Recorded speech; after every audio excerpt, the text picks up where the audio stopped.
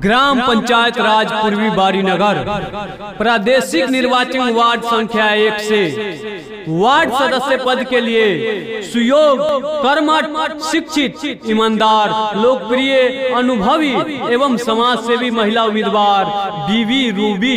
जी हाँ दोस्तों, नौजवान साथियों, किसान भाइयों, याद रखिएगा बीवी रूबी।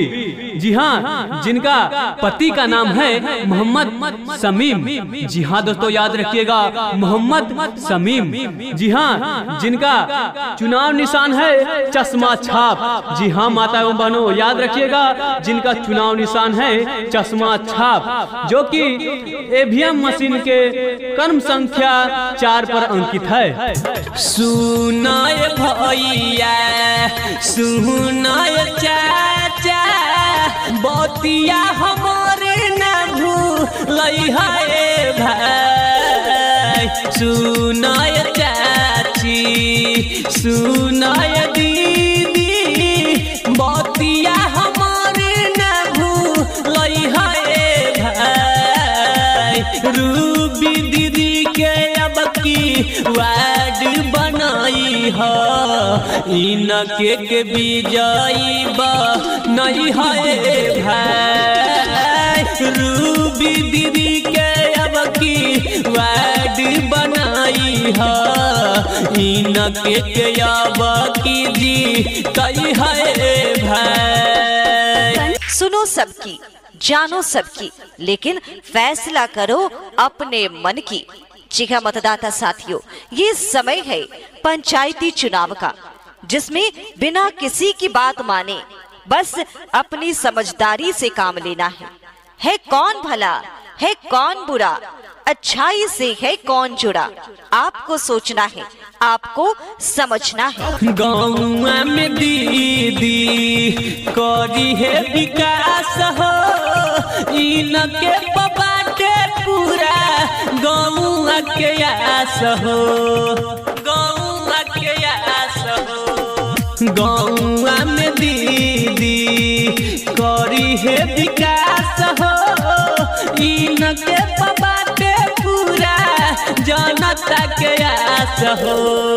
कैले विश्वास हो, कैले विश्वास हो, बतिया न तू भूलई है भाई। बीबी रूबी के अब की वार्ड बनाई है, इनके के विजयी नहीं है भाई। बीबी रूबी के अब की वार्ड बनाई है, इनके के विजयी नहीं है भाई। दुनिया में हजारों गम मिलेंगे, दुनिया में हजारों गम मिलेंगे, सच्चे लोग बहुत कम मिलेंगे। जहाँ पर छोड़ देंगे सारे साथ, जहाँ पर छोड़ देंगे सारे साथ, वहीं पर खड़े हम मिलेंगे। जी हाँ दोस्तों, नौजवान साथियों, किसान भाइयों, याद रखिएगा बीबी रूबी, जिनका चुनाव निशान है चश्मा छाप, जो कि ईवीएम मशीन के क्रम संख्या 4 पर अंकित। जी हाँ दोस्तों, नौजवान साथियों, किसान भाइयों, माता एवं बहनों, जिनका निवेदक है अनिल शाह। जी हाँ दोस्तों, अनिल शाह। पूर्वी बारीनगर के करी है विकास हो, चश्मा छापर बटन दई है भाई, बई है भाई।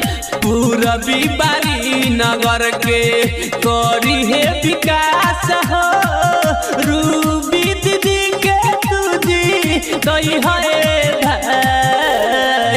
विजयी बनाई है, इनके जिताई है, बतिया न तू भूलई है भाई। चश्मा हो छाप बाटे इनकर निशानी, यही बटन दई है भाई। रूबी दीदी के दीहा वार्ड बनाई, इनके के सब लोग जी तई है भाई।